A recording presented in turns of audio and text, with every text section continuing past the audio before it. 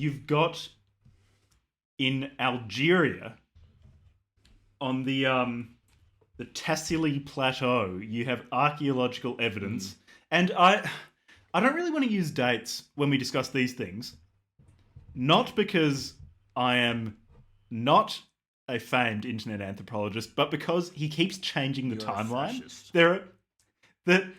The time at which some of these events takes varies by thousands of years in McKenna's telling, and I think it'll just confuse things if we try quoting dates, because they really do differ by thousands of years depending on where in the book you're reading.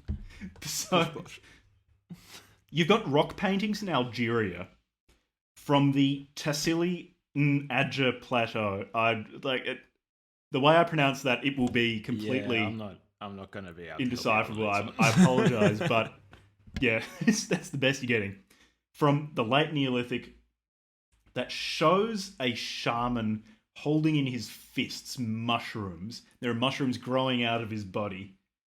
And Terence says, regarding these rock paintings, and the fact that they demonstrate a partnership society predicated upon communion with the matrix of vegetable intelligence through magic mushrooms, he says, the pictorial evidence seems incontrovertible.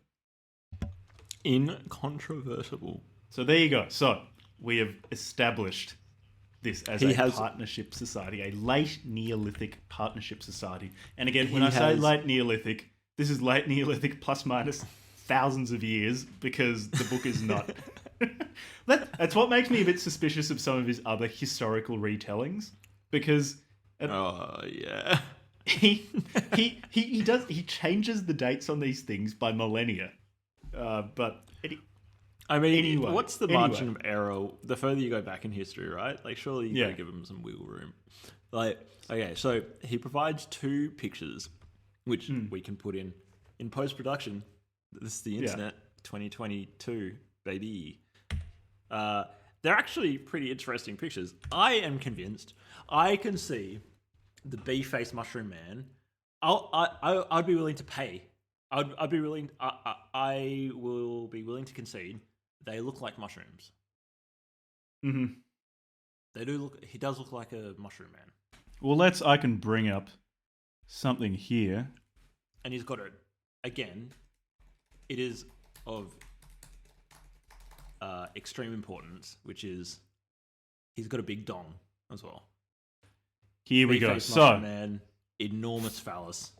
For the people watching, I've got some tabs open with pictures of Mushroom Man, and it's a bee-faced shaman kind of guy with mushrooms growing from his body, a big old dong. Other pictures of one man amorously mounting a woman. So it shows that they had lots of group sex. And some mushroom runners. And this is the one which is harder to pay, which is harder to give credit for, because I don't necessarily like.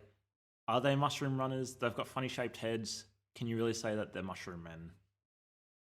Like, it's not clear to me that they're definitely mushroom men. Well, what is clear to me is that I have a quote from Food of the Gods written down, which says, the pictorial evidence seems incontrovertible. So, this is true. I don't know what you're thinking, but relying on... refuted. Yeah, you've been refuted. I concede. Terence the shaman says you're wrong.